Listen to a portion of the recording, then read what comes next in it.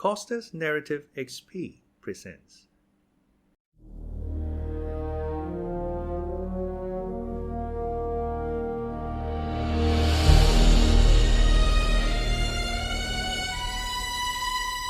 The Count of Monte Cristo by Alexandre Dumas.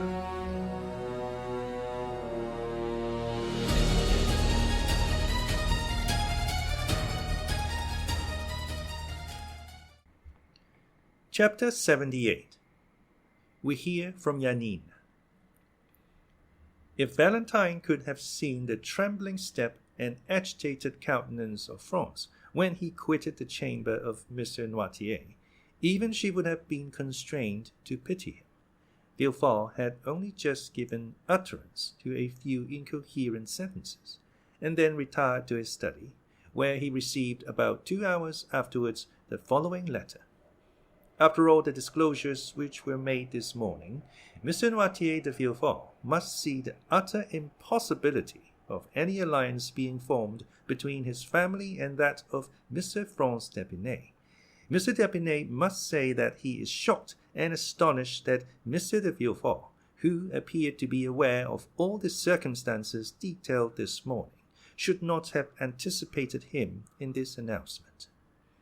No one who had seen the magistrate at this moment, so thoroughly unnerved by the recent inauspicious combination of circumstances, would have supposed for an instant that he had anticipated the annoyance, although it certainly never had occurred to him that his father would carry candor, or rather rudeness, so far as to relate such a history.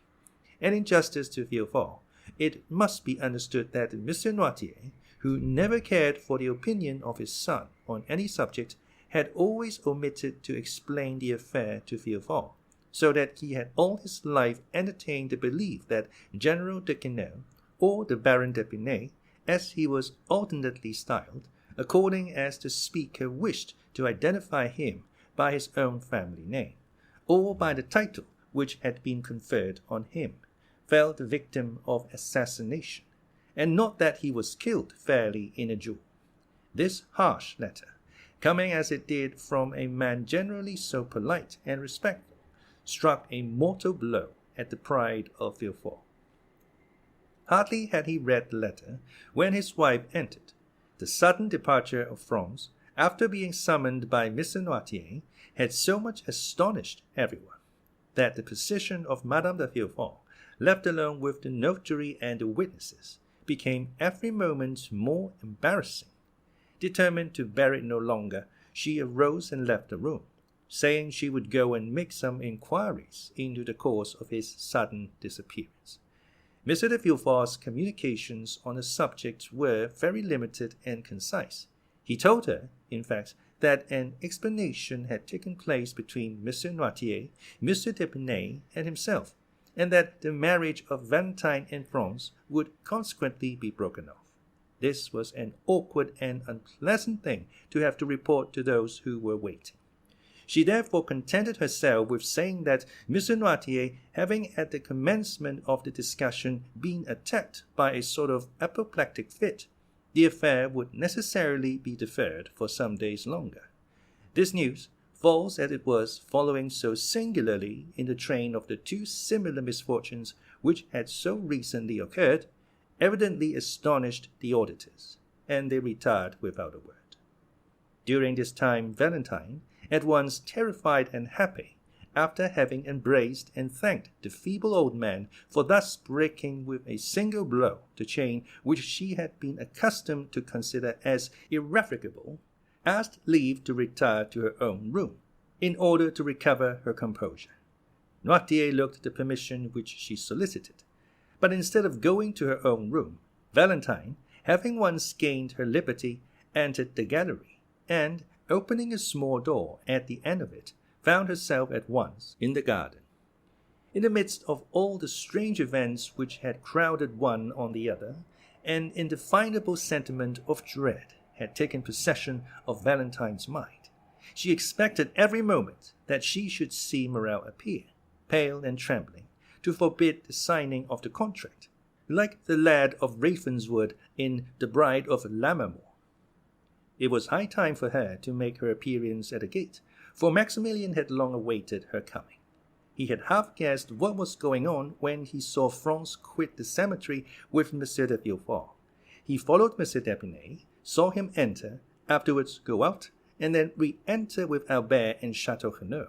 He had no longer any doubts as to the nature of the conference. He therefore quickly went to the gate in the clover patch, prepared to hear the result of the proceedings, and very certain that Valentine would hasten to him the first moment she should be set at liberty. He was not mistaken.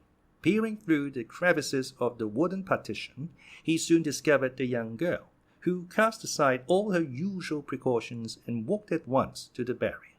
The first glance which Maximilien directed towards her entirely reassured him, and the first words she spoke made his heart bound with delight. "We are saved," said Valentine. "Saved?" repeated Morrel, not being able to conceive such intense happiness. "By whom?" "By my grandfather. Oh, Morrel, pray love him for all his goodness to us." Morrel swore to love him with all his soul, and at that moment he could safely promise to do so, for he felt as though it were not enough to love him merely as a friend or even as a father. He worshipped him as a god. "But tell me, Valentine, how has it all been effected? What strange means has he used to compass this blessed end?" Valentine was on the point of relating all that had passed, but she suddenly remembered that in doing so she must reveal a terrible secret which concerned others as well as her grandfather, and she said, "At some future time I will tell you all about it." "But when will that be?" "When I am your wife." The conversation had now turned upon a topic so pleasing to Morrel that he was ready to accede to anything that Valentine thought fit to propose, and he likewise felt that a piece of intelligence, such as he just heard, ought to be more than sufficient to content him for one day. However, he would not leave without the promise of seeing Valentine again the next night. Valentine promised all that Morrel required of her, and certainly it was less difficult now for her to believe that she should marry Maximilien than it was an hour ago to assure herself that she should not marry Franz. During the time occupied by the interview we have just detailed, Madame de Villefort had gone to visit Monsieur Noirtier. The old man looked at her with that stern and forbidding expression with which he was accustomed to receive her. "Sir," said she, "it is superfluous for me to tell you that Valentine's marriage is broken off, since it was here that the affair was concluded." Noirtier's countenance remained immovable. "But one thing I can tell you, of which I do not think you are aware, that is, that I have always been opposed to this marriage, and that the contract was entered into entirely without my consent or approbation." Noirtier regarded his daughter-in-law with the look of a man desiring an explanation. "Now that this marriage, which I know you so much disliked, is done away with, I come to you on an errand which neither Monsieur de Villefort nor Valentine could consistently undertake." Noirtier's eyes demanded the nature of her mission. "I come to entreat you, sir," continued Madame de Villefort, "as the only one who has the right of doing so, inasmuch as I am the only one who will receive no personal benefit from the transaction. I come to entreat you to restore, not your love, for that she has always possessed, but to restore your fortune to your granddaughter." There was a doubtful expression in Noirtier's eyes. He was evidently trying to discover the motive of this proceeding, and he could not succeed in doing so. "May I hope, sir," said Madame de Villefort, "that your intentions accord with my request?" Noirtier made a sign that they did. "In that case, sir," rejoined Madame de Villefort, "I will leave you overwhelmed with gratitude and happiness at your prompt acquiescence to my wishes." She then bowed to Monsieur Noirtier and retired. The next day, Monsieur Noirtier sent for the notary. The first will was torn up and a second made, in which he left the whole of his fortune to Valentine, on condition that she should never be separated from him. It was then generally reported that Mademoiselle de Villefort, the heiress of the Marquis and Marchioness of Saint-Méran, had regained the good graces of her grandfather, and that she would ultimately be in possession of an income of 300,000 livres. while all the proceedings relative to the dissolution of the marriage contract were being carried on at the house of Monsieur de Villefort, Monte Cristo had paid his visit to the Count of Morcerf, who, in order to lose no time in responding to Monsieur Danglars' wishes, and at the same time to pay all due deference to his position in society, donned his uniform of lieutenant general, which he ornamented with all his crosses, and thus attired, ordered his finest horses, and drove to the Rue de la Chaussée-d'Antin. Danglars was balancing his monthly accounts, and it was perhaps not the most favorable moment for finding him in his best humor. At the first sight of his old friend, Danglars assumed his majestic air, and settled himself in his easy chair. Morcerf, usually so stiff and formal, accosted the banker in an affable and smiling manner, and, feeling sure that the overture he was about to make would be well received, he did not consider it necessary to adopt any maneuvers in order to gain his end, but went at once straight to the point. "Well, Baron," said he, "here I am at last. Some time has elapsed since our plans were formed, and they are not yet executed." Morcerf paused at these words, quietly waiting till the cloud should have dispersed which had gathered on the brow of Danglars, and which he attributed to his silence. But, on the contrary, to his great surprise, it grew darker and darker. "To what do you allude, monsieur?" said Danglars, as if he were trying in vain to guess at the possible meaning of the general's words. "Ah," said Morcerf, "I see you are a stickler for forms, my dear sir, and you would remind me that the ceremonial rites should not be omitted. Ma foi, I beg your pardon, but as I have but one son, and it is the first time I have ever thought of marrying him, I am still serving my apprenticeship. You know, come, I will reform."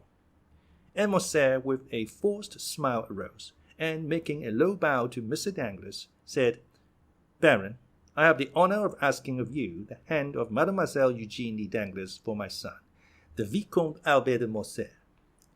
But Danglars, instead of receiving this address in the favorable manner which Morcerf had expected, knit his brow, and without inviting the Count, who was still standing, to take a seat, he said, "Monsieur, it will be necessary to reflect before I give you an answer." "To reflect?" said Morcerf, more and more astonished. "Have you not had enough time for reflection during the 8 years which have elapsed since this marriage was first discussed between us?" "Count," said the banker, "things constantly occurring in the world to induce us to lay aside our most established opinions, or at all events to cause us to remodel them according to the change of circumstances, which may have placed affairs in a totally different light to that in which we at first viewed them." "I do not understand you, Baron," said Morcerf. "What I mean to say is this, sir, that during the last fortnight unforeseen circumstances have occurred." "Excuse me," said Morcerf, "but is it a play we are acting?" "A play?" "Yes, for it is like one. Pray let us come more to the point, and endeavor thoroughly to understand each other." "That is quite my desire." "You have seen Monsieur de Monte Cristo, have you not?" "I see him very often," said Danglars, drawing himself up. "He is a particular friend of mine." "Well, in one of your late conversations with him, you said that I appeared to be forgetful and irresolute concerning this marriage, did you not?" "I did say so." "Well, here I am, proving at once that I am really neither the one nor the other, by entreating you to keep your promise on that score." Danglars did not answer. "Have you so soon changed your mind?" added Morcerf, "or have you only provoked my request that you may have the pleasure of seeing me humbled?" Danglars, seeing that if he continued the conversation in the same tone in which he had begun it, the whole thing might turn out to his own disadvantage, turned to Morcerf and said, "Count, you must doubtless be surprised at my reserve, and I assure you it cost me much to act in such a manner towards you. But believe me when I say that imperative necessity has imposed a painful task upon me." "These are all so many empty words, my dear sir," said Morcerf. "They might satisfy a new acquaintance, but the Comte de Morcerf does not rank in that list, and when a man like him comes to another, recalls to him his plighted word, and this man fails to redeem the pledge, he has at least the right to exact from him a good reason for so doing. Danglars was a coward, but did not wish to appear so. He was piqued at the tone which Morcerf had just assumed. "I am not without a good reason for my conduct," replied the banker. "What do you mean to say?" "I mean to say that I have a good reason, but that it is difficult to explain. You must be aware, at all events, that it is impossible for me to understand motives before they are explained to me. But one thing at least is clear, which is that you decline allying yourself with my family."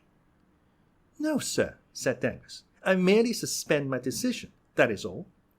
"And do you really flatter yourself that I shall yield to all your caprices, and quietly and humbly await the time of again being received into your good graces?" "Then, Count, if you will not wait, we must look upon these projects as if they had never been entertained." The Count bit his lips till the blood almost started, to prevent the ebullition of anger which his proud and irritable temper scarcely allowed him to restrain.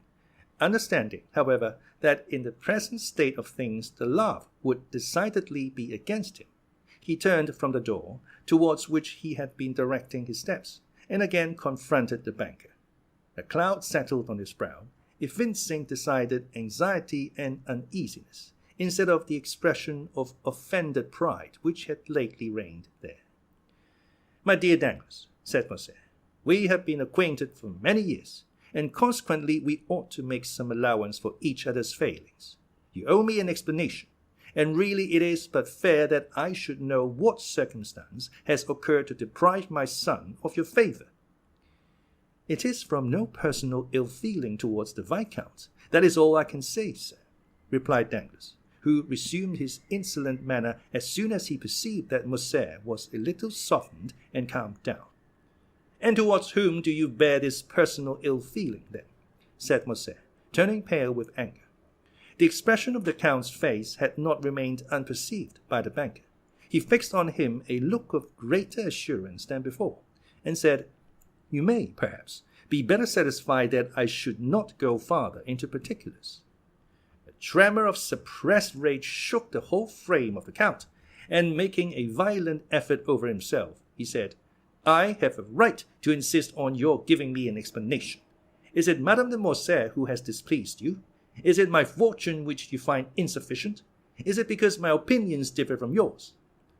"Nothing of the kind, sir," replied Danglars. "If such had been the case, I only should have been to blame, inasmuch as I was aware of all these things when I made the engagement. No, do not seek any longer to discover the reason. I really am quite ashamed to have been the cause of your undergoing such severe self-examination. Let us drop the subject, and adopt the middle course of delay, which implies neither a rupture nor an engagement. Ma foi, there is no hurry. My daughter is only 17 years old, and your son 21. While we wait, time will be progressing. Events will succeed each other. Things which in the evening look dark and obscure appear but too clearly in the light of morning, and sometimes the utterance of one word, or the lapse of a single day, will reveal the most cruel calumnies." "Calumnies, did you say, sir?" cried Morcerf, turning livid with rage. "Does anyone dare to slander me?" "Monsieur, I told you that I considered it best to avoid all explanation." "Then, sir, I am patiently to submit to your refusal." "Yes, sir, although I assure you the refusal is as painful for me to give as it is for you to receive, for I had reckoned on the honor of your alliance, and the breaking off of a marriage contract always injures the lady more than the gentleman." "Enough, sir," said Morcerf. "We will speak no more on the subject." And clutching his gloves in anger, he left the apartment. Danglars observed that during the whole conversation Morcerf had never once dared to ask if it was on his own account that Danglars recalled his word. That evening he had a long conference with several friends, and M. Cavalcanti, who had remained in the drawing-room with the ladies, was the last to leave the banker's house. The next morning, as soon as he awoke, Danglars asked for the newspapers. They were brought to him. He laid aside 3 or 4, and at last fixed on L'Impartial, the paper of which Beauchamp was the chief editor. He hastily tore off the cover, opened the journal with nervous precipitation, passed contemptuously over the Paris jottings, and arriving at the miscellaneous intelligence, stopped with a malicious smile at the paragraph headed, "We hear from Janina."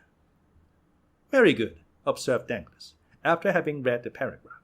"Here is a little article on Colonel Fernand, which, if I am not mistaken, would render the explanation which the Comte de Morcerf required of me perfectly unnecessary."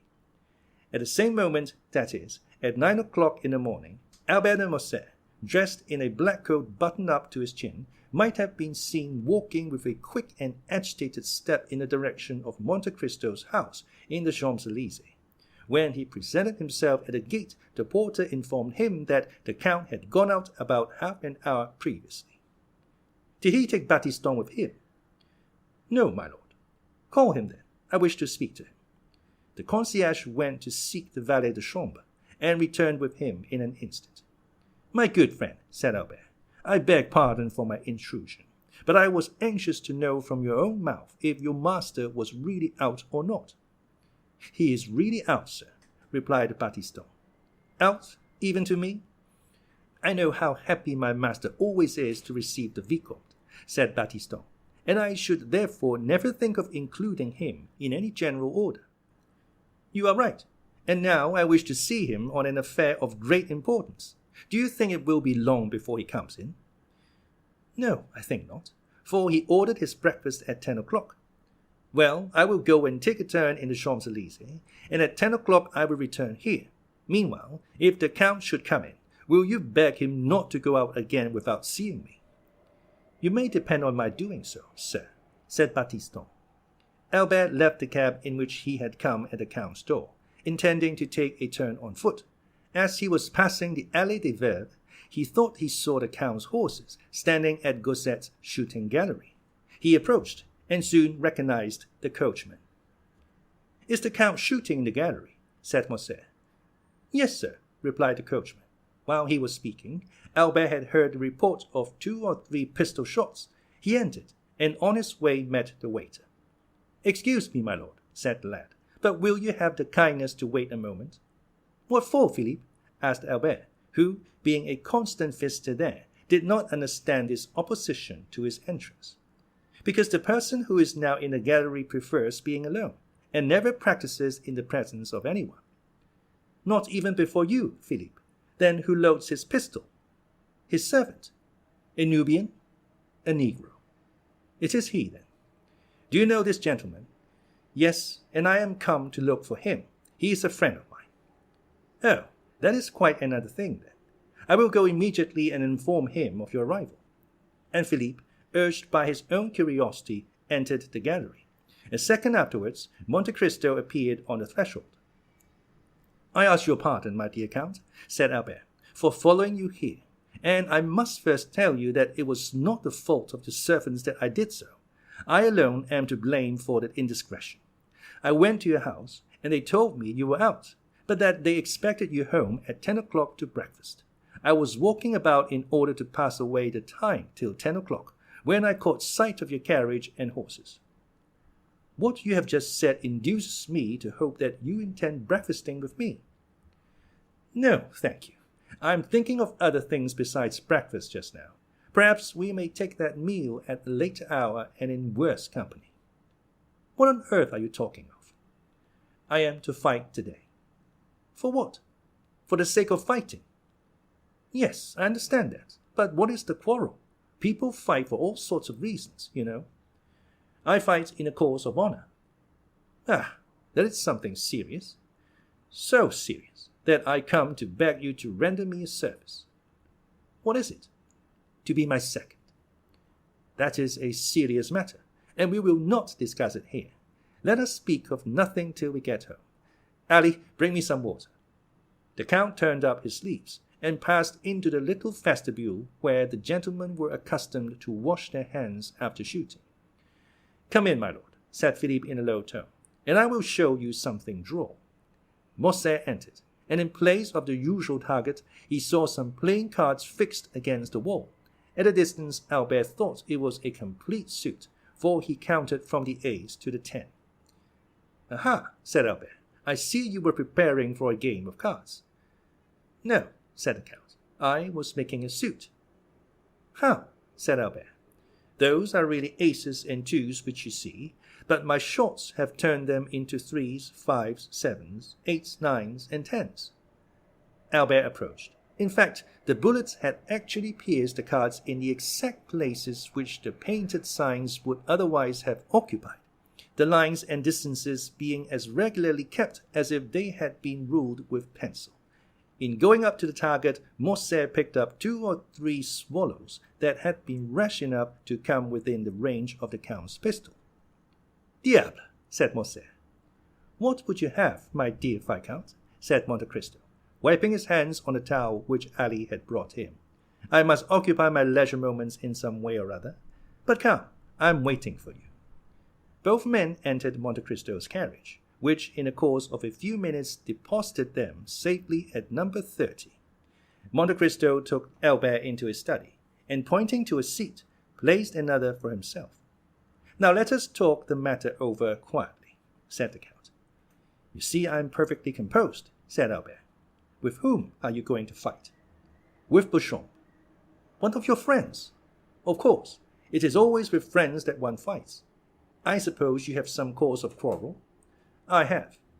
What has he done to you? There appeared in his journal last night. But wait, and read for yourself. And Albert handed over the paper to the Count, who read as follows. A correspondent at Janina informs us of a fact of which until now we had remained in ignorance. The castle which formed the protection of the town was given up to the Turks by a French officer named Fernand, in whom the Grand Vizier, Ali Tepelini, had reposed the greatest confidence. Well, said Monte Cristo, what do you see in that to annoy you? What do I see in it? Yes, what does it signify to you if the castle of Janina was given up by a French officer? It signifies to my father, the Count of Morcerf, whose Christian name is Fernand. Did your father serve under Ali Pasha? Yes. That is to say, he fought for the independence of the Greeks, and hence arises the calumny. Oh, my dear Viscount, do talk reason. I do not desire to do otherwise. Now just tell me who the devil should know in France that the officer Fernand and the Count of Morcerf are one and the same person, and who cares now about Janina, which was taken as long ago as the year 1822 or 1823. That just shows the meanness of this slander. They have allowed all this time to elapse, and then all of a sudden rake up events which have been forgotten to furnish materials for scandal, in order to tarnish the luster of our high position. I inherit my father's name, and I do not choose that the shadow of disgrace should darken it. I am going to Beauchamp, in whose journal this paragraph appears, and I shall insist on his retracting the assertion between 2 witnesses. Beauchamp will never retract. Then we must fight.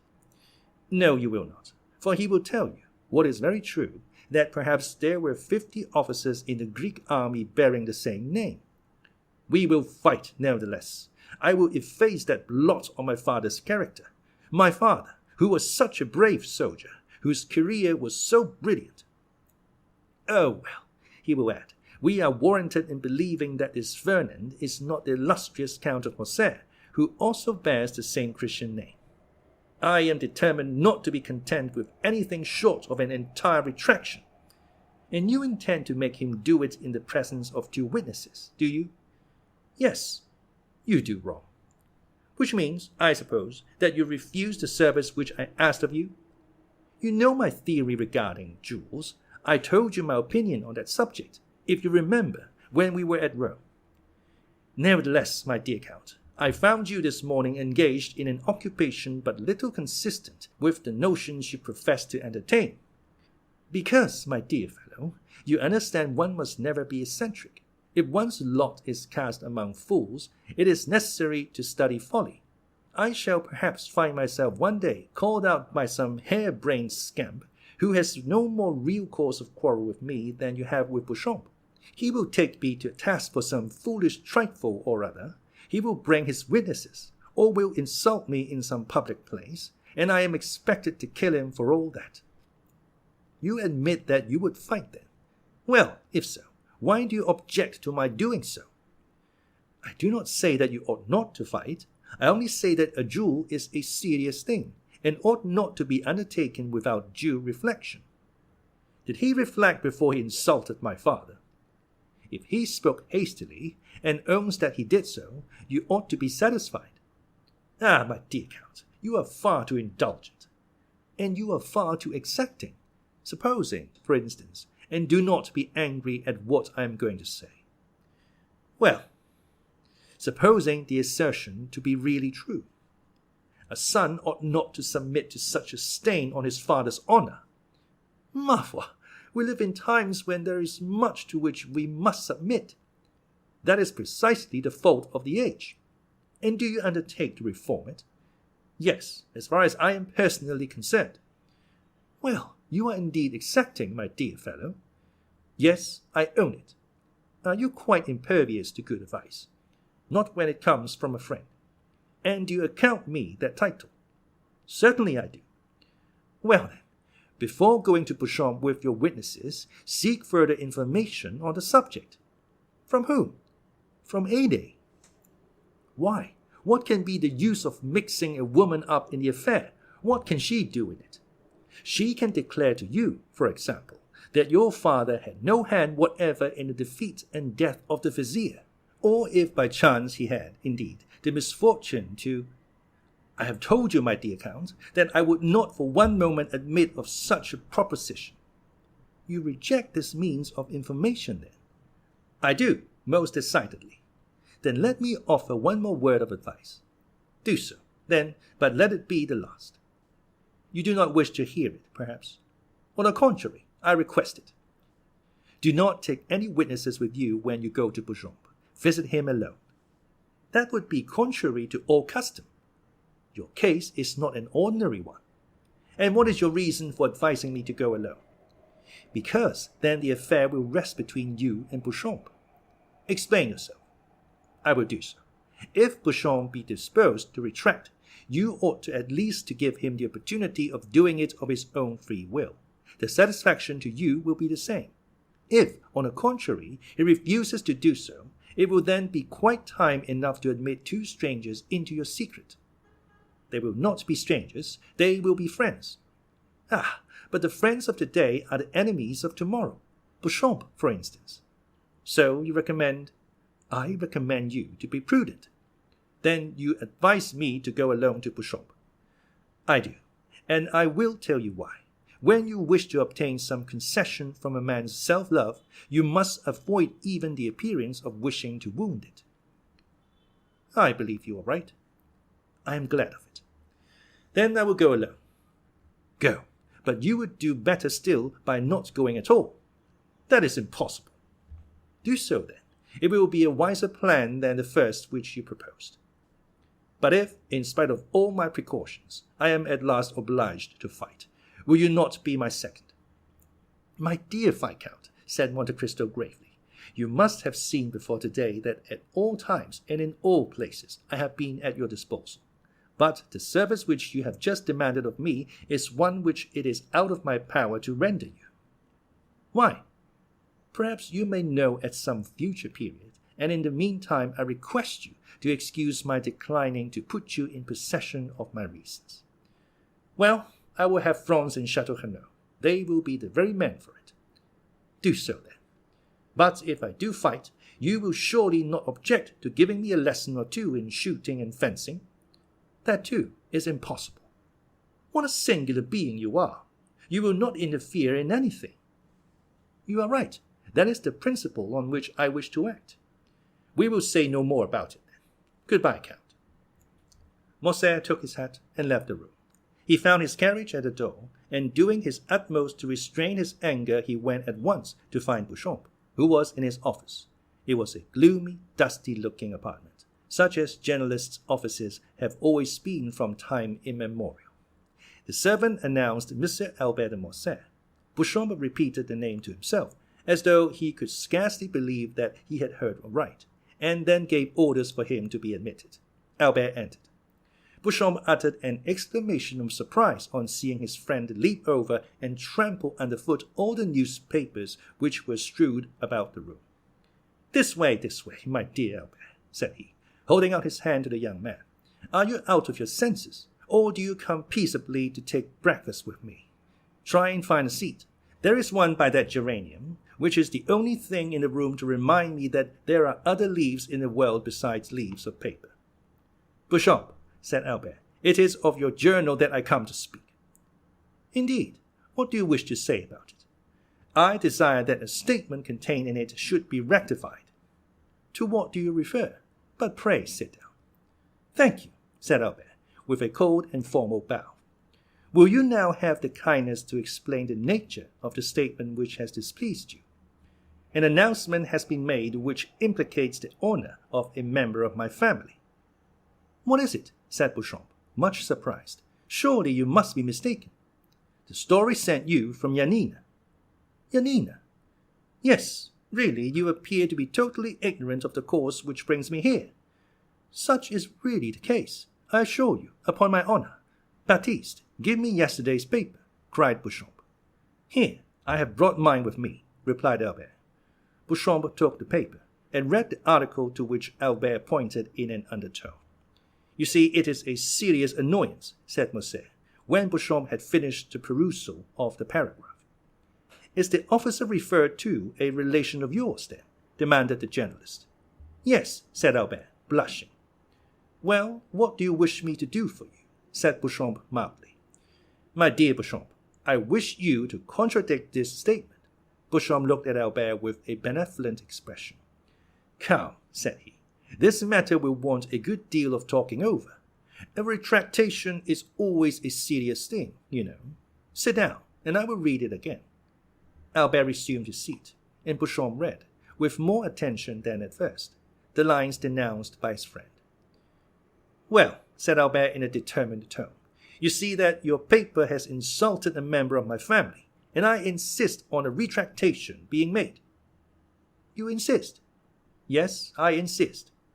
Permit me to remind you that you are not in the chamber, my dear Viscount." "Nor do I wish to be there," replied the young man, rising. "I repeat that I am determined to have the announcement of yesterday contradicted. You have known me long enough," continued Albert, biting his lips convulsively, for he saw that Beauchamp's anger was beginning to rise. "You have been my friend, and therefore sufficiently intimate with me to be aware that I am likely to maintain my resolution on this point."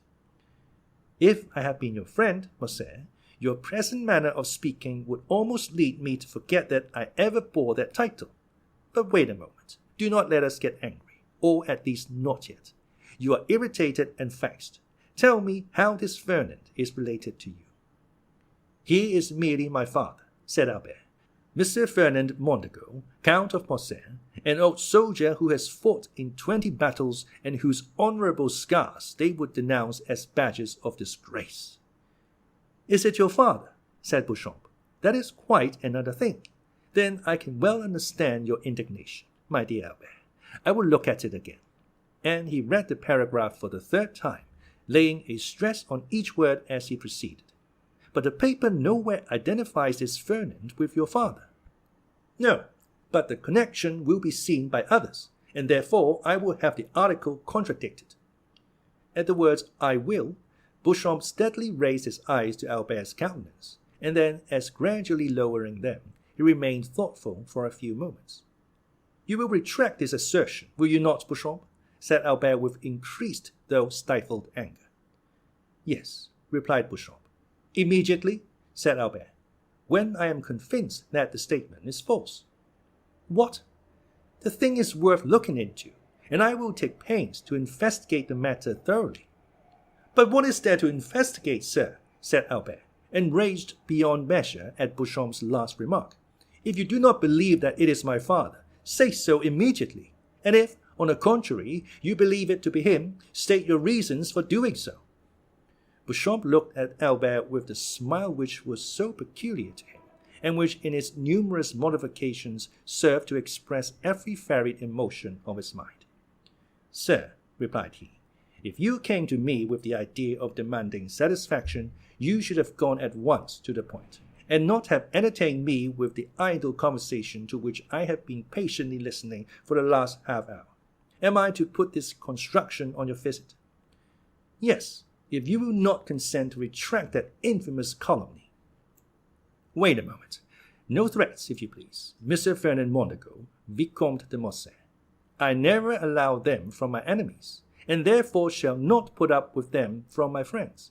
You insist on my contradicting the article relating to General Fernand, an article with which, I assure you on my word of honor, I had nothing whatever to do. Yes, I insist on it, said Albert, whose mind was beginning to get bewildered with the excitement of his feelings. And if I refuse to retract, you wish to fight, do you? Said Beauchamp in a calm tone. Yes, replied Albert, raising his voice. Well, said Beauchamp, here is my answer, my dear sir. The article was not inserted by me.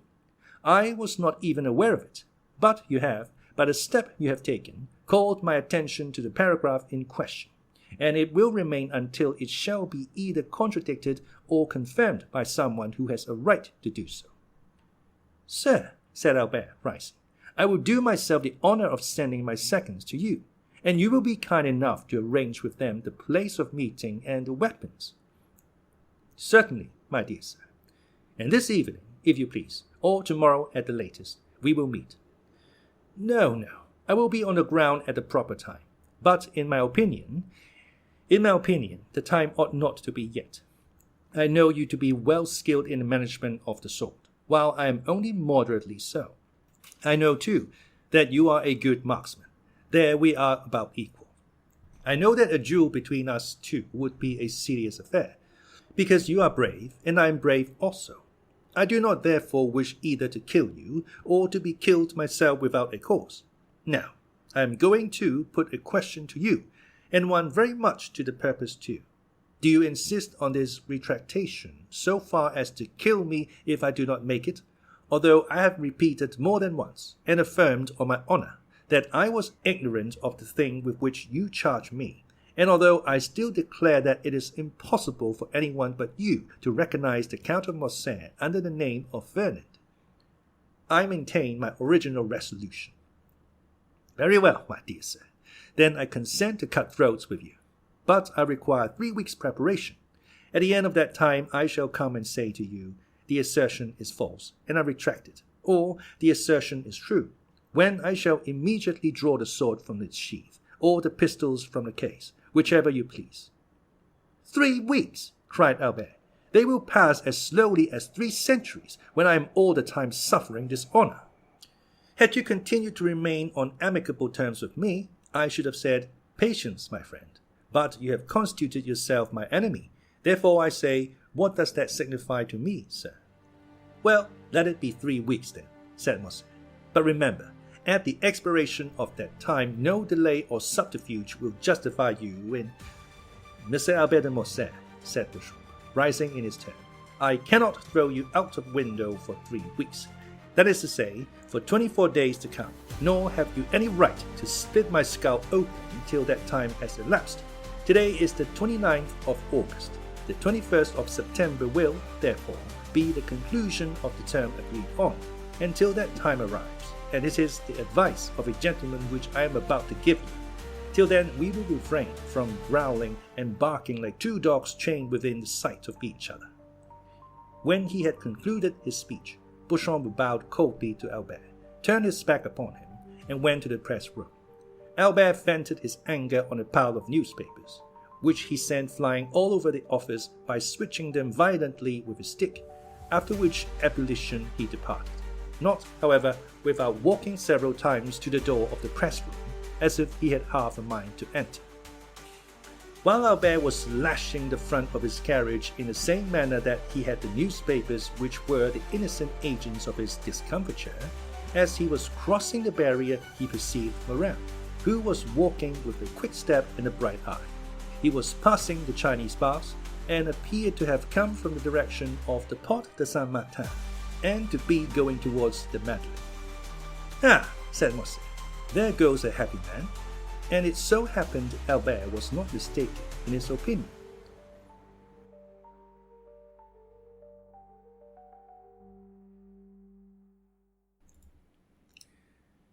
Chapter 79.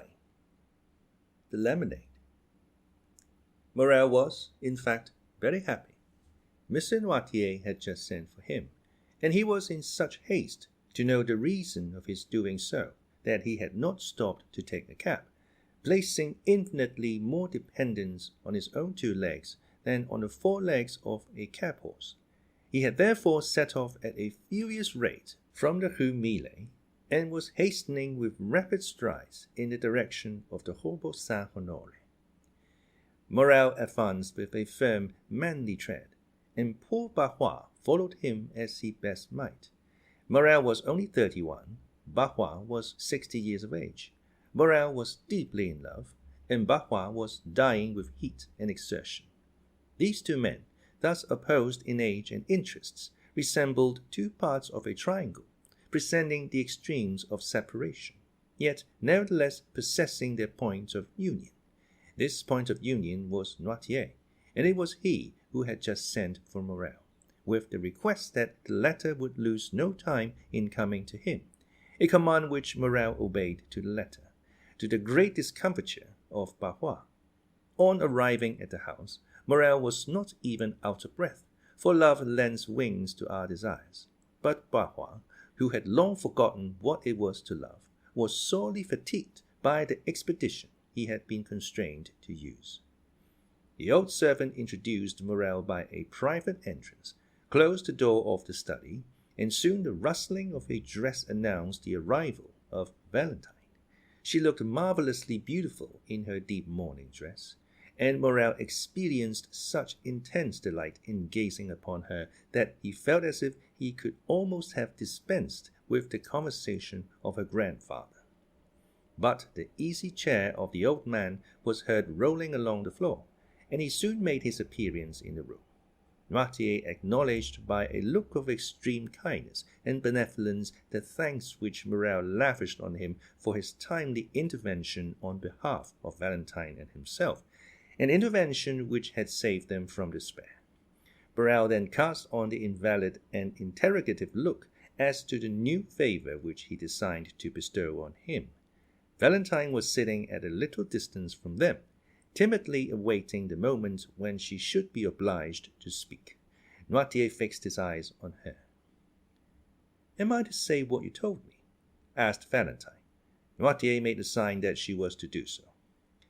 "Monsieur Morrel," said Valentine to the young man, who was regarding her with the most intense interest, "my grandfather, Monsieur Noirtier, had 1,000 things to say, which he told me 3 days ago, and now he has sent for you, that I may repeat them to you. I will repeat them, then, and since he has chosen me as his interpreter, I will be faithful to the trust, and will not alter a word of his intentions." "Oh, I am listening with the greatest impatience," replied the young man. "Speak, I beg of you." Valentine cast down her eyes. This was a good omen for Morrel, for he knew that nothing but happiness could have the power of thus overcoming Valentine. "My grandfather intends leaving this house," said she, "and Barrois is looking out for suitable apartments for him in another." "But you, Mademoiselle de Villefort, you, who are necessary to Monsieur Noirtier's happiness." "I," interrupted Valentine, "I shall not leave my grandfather. That is an understood thing between us. My apartment will be close to his. Now, Monsieur de Villefort must either give his consent to this plan or his refusal. In the first case, I shall leave directly, and in the second, I shall wait till I am of age, which will be in about 10 months. Then I shall be free. I shall have an independent fortune, and—" "And what?" demanded Morrel. "And with my grandfather's consent, I shall fulfill the promise which I have made you." Valentine pronounced these last few words in such a low tone that nothing but Morrel's intense interest in what she was saying could have enabled him to hear them. "Have I not explained your wishes, grandpapa?" said Valentine, addressing Noirtier. "Yes," looked the old man. "Once under my grandfather's roof, Monsieur Morrel can visit me in the presence of my good and worthy protector, if we still feel that the union we contemplated will be likely to ensure our future comfort and happiness. In that case, I shall expect Monsieur Morrel to come and claim me at my own hands. But, alas, I have heard it said that hearts inflamed by obstacles to their desire grew cold in time of security. I trust we shall never find it so in our experience." "Oh!" cried Morel, almost tempted to throw himself on his knees before Noirtier and Valentine, and to adore them as two superior beings. "What have I ever done in my life to merit such unbounded happiness?" "Until that time," continued the young girl in a calm and self-possessed tone of voice, "we will conform to circumstances, and be guided by the wishes of our friends, so long as those wishes do not tend finally to separate us. In a word, and I repeat it, because it expresses all I wish to convey, we will wait." "And I swear to make all the sacrifices which this word imposes, sir," said Morel, "not only with resignation, but with cheerfulness." "Therefore," continued Valentine, looking playfully at Maximilien, "no more inconsiderate actions, no more rash projects, for you surely would not wish to compromise one who from this day regards herself as destined, honorably and happily, to bear your name." Morel looked obedience to her commands. Noirtier regarded the lovers with a look of ineffable tenderness, while Barrois, who had remained in the room in the character of a man privileged to know everything that passed, smiled on the youthful couple as he wiped the perspiration from his bald forehead. "How hot you look, my good Barrois," said Valentine. "Ah, I have been running very fast, mademoiselle, but I must do Monsieur Morel the justice to say that he ran still faster." Noirtier directed their attention to a waiter, on which was placed a decanter containing lemonade and a glass. The decanter was nearly full, with the exception of a little, which had been already drunk by Mr. Noirtier. "Come, Barrois," said the young girl, "take some of this lemonade. I see you are coveting a good draught of it." "The fact is, mademoiselle," said Barrois, "I am dying with thirst, and since you are so kind as to offer it me, I cannot say I should at all object to drinking your health in a glass of it." "Take some, then, and come back immediately." Barrois took away the waiter, and hardly was he outside the door, which in his haste he forgot to shut, than they saw him throw back his head and empty to the very dregs the glass which Valentine had filled. Valentine and Morel were exchanging their adieux in the presence of Noirtier when a ring was heard at the door-bell. It was the signal of a visit. Valentine looked at her watch. "It is past noon," said she, "and today is Saturday. I dare say it is the doctor, grandpapa." Noirtier looked his conviction that she was right in her supposition. "He will come in here, and Monsieur Morel had better go. Do you not think so, grandpapa?" "Yes," sighed the old man. "Barrois," cried Valentine. "Barrois!" "I am coming, mademoiselle," replied he. "Barrois will open the door for you," said Valentine, addressing Morel. "And now remember one thing, Monsieur Officer, that my grandfather commands you not to take any rash or ill-advised step which would be likely to compromise our happiness." "I promised him to wait," replied Morel, "and I will wait." At this moment Barrois entered. "Who rang?" asked Valentine. "Dr. Derigny," said Barrois, staggering as if he would fall. "What is the matter, Barrois?" said Valentine. The old man did not answer, but looked at his master with wild staring eyes, while with his cramped hand he grasped a piece of furniture to enable him to stand upright.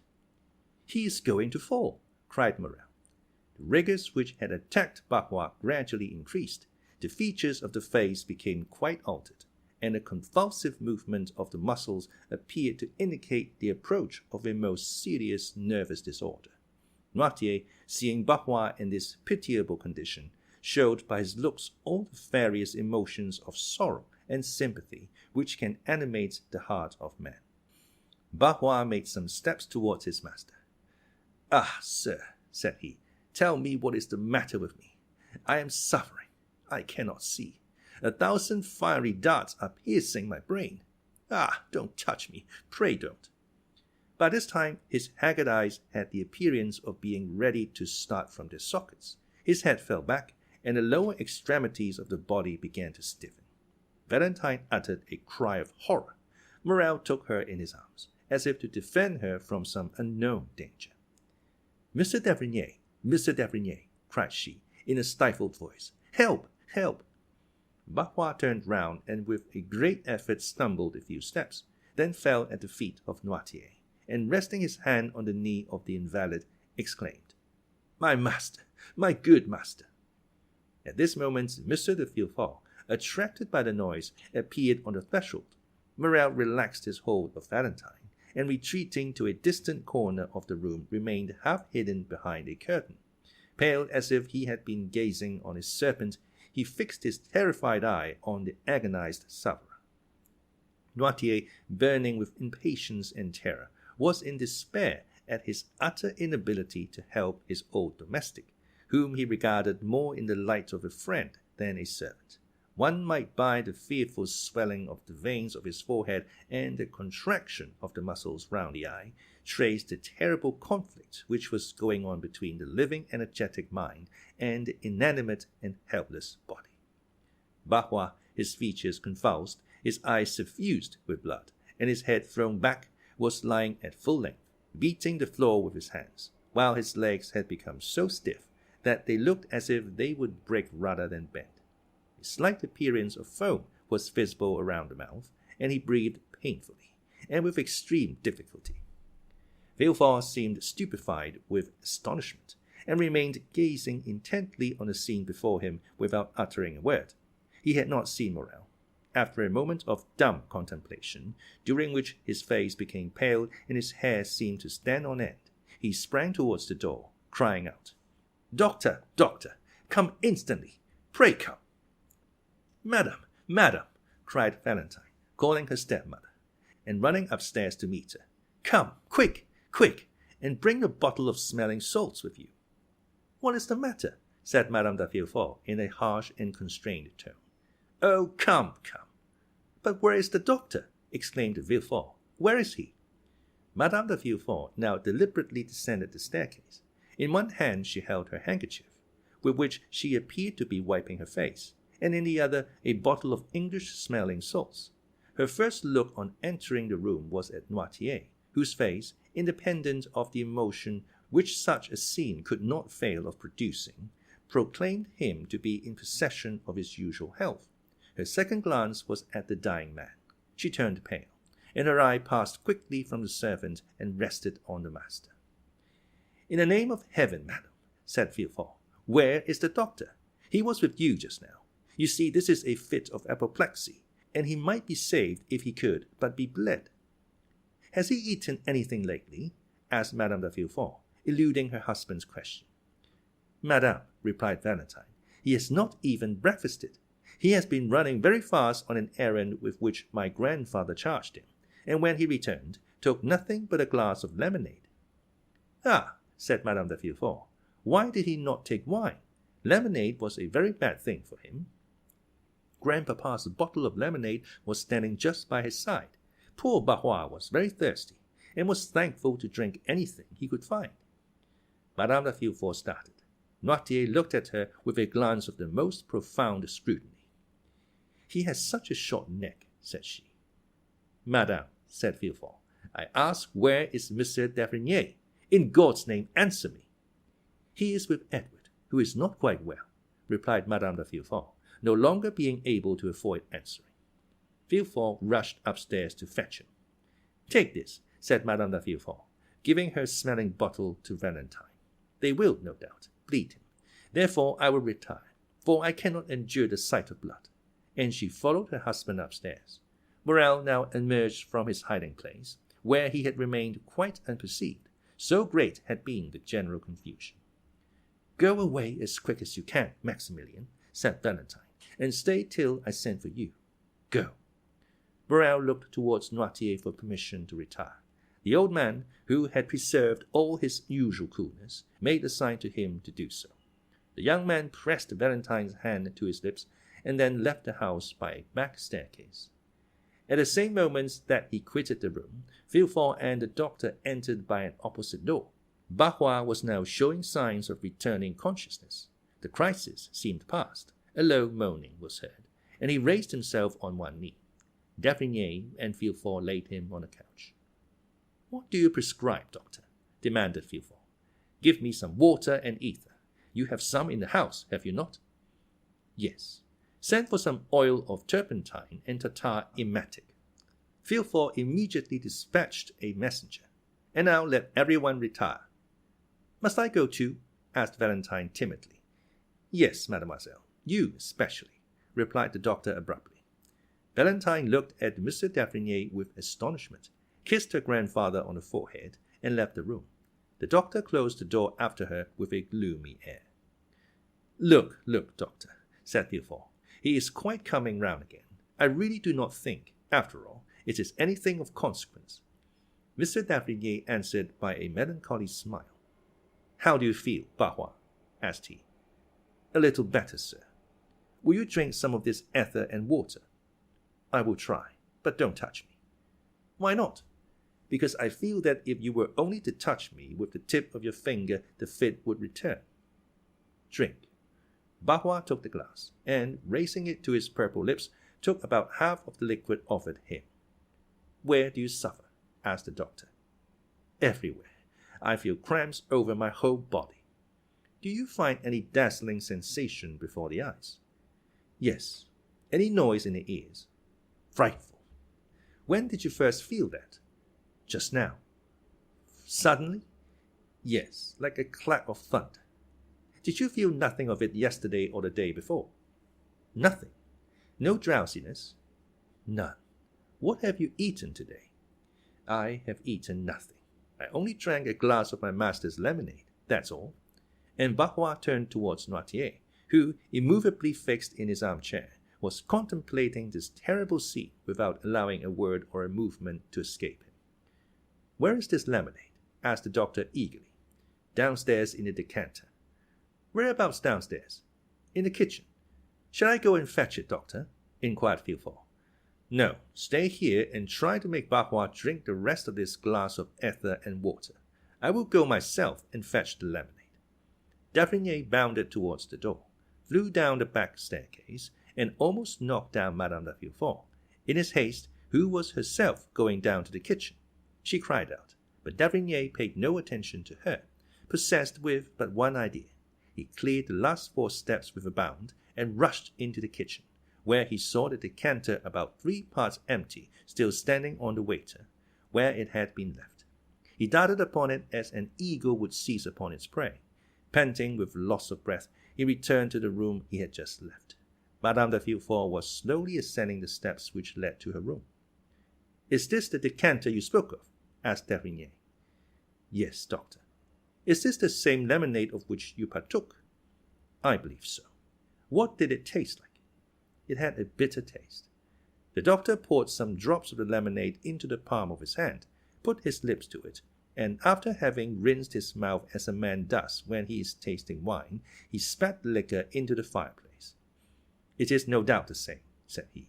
"Did you drink some too, Monsieur Noirtier?" "Yes." "And did you also discover a bitter taste?" "Yes." "Oh, doctor," cried Barrois, "the fit is coming on again. Oh, do something for me." The doctor flew to his patient. "That emetic, Villefort. See if it is coming." Villefort sprang into the passage, exclaiming, "The emetic! The emetic! Is it come yet?" No one answered. The most profound terror reigned throughout the house. "If I had anything by means of which I could inflate the lungs," said d'Avrigny, looking around him, "perhaps I might prevent suffocation. But there is nothing which would do. Nothing." "Oh, sir," cried Barrois, "are you going to let me die without help? Oh, I am dying. Oh, save me." A pen," said the doctor. There was one lying on the table. He endeavored to introduce it into the mouth of the patient, who, in the midst of his convulsions, was making vain attempts to vomit, but the jaws were so clenched that the pen could not pass them. The second attack was much more violent than the first, and he had slipped from the couch to the ground, where he was writhing in agony. The doctor left him in this paroxysm, knowing that he could do nothing to alleviate it, and going up to Noirtier, said abruptly, "How do you find yourself? Well?" "Yes."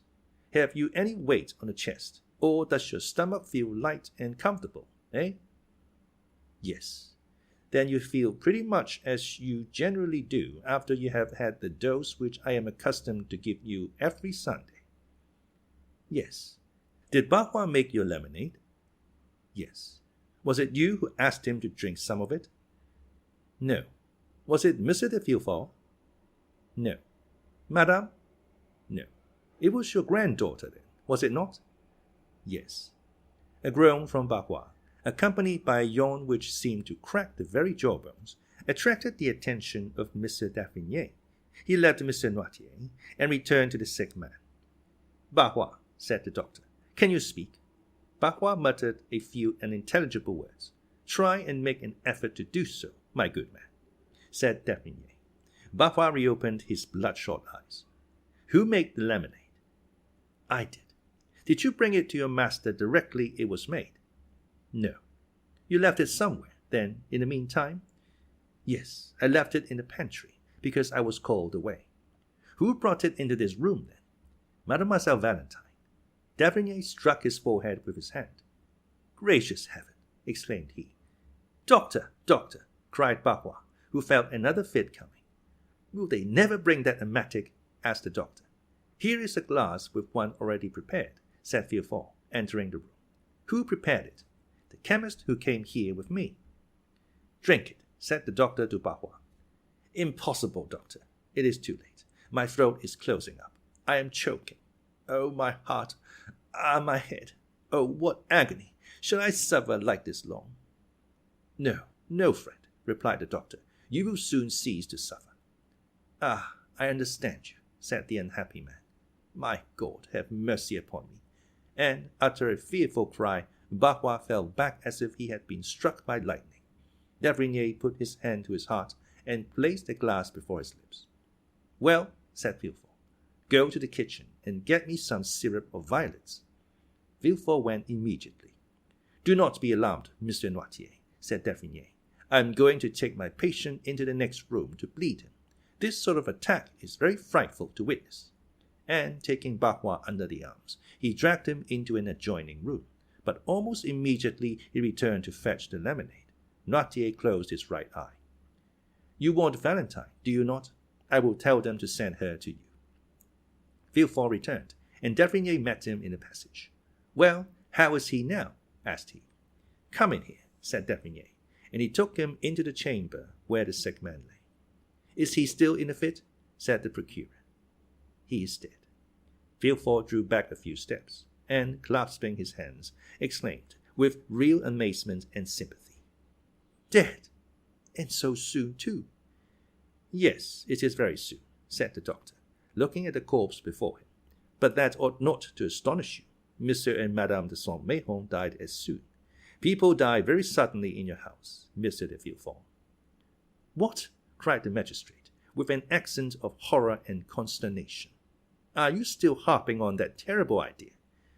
Still, sir, and I shall always do so, replied D'Avrigny, for it has never for one instant ceased to retain possession of my mind, and that you may be quite sure I am not mistaken this time. Listen well to what I am going to say, Monsieur de Villefort. The magistrate trembled convulsively. There is a poison which destroys life almost without leaving any perceptible traces. I know it well. I have studied it in all its forms and in the effects which it produces. I recognize the presence of this poison in the case of poor Barrois as well as in that of Madame de Saint-Méron. There is a way of detecting its presence. It restores the blue color of litmus paper reddened by an acid, and it turns syrup of violets green. We have no litmus paper, but, see, here they come with the syrup of violets. The doctor was right. Steps were heard in the passage. Mr. d'Avrigny opened the door, and took from the hands of the chambermaid a cup which contained 2 or 3 spoonfuls of the syrup. He then carefully closed the door. Look, said he to the procureur, whose heart beat so loudly that it might almost be heard. Here is in this cup some syrup of violets, and this decanter contains the remainder of the lemonade of which Mr. Noirtier and Barrois partook. If the lemonade be pure and inoffensive, the syrup will retain its color. If, on the contrary, the lemonade be drugged with poison, the syrup will become green. Look closely. The doctor then slowly poured some drops of the lemonade from the decanter into the cup, and in an instant a light cloudy sediment began to form at the bottom of the cup. The sediment first took a blue shade, then from the color of sapphire it passed to that of opal, and from opal to emerald. Arrived at this last hue, it changed no more. The result of the experiment left no doubt whatever on the mind. The unfortunate Barrois has been poisoned, said D'Aubigny, and I will maintain this assertion before God and men. Villefort said nothing, but he clasped his hands, opened his haggard eyes, and, overcome with his emotion, sank into a chair.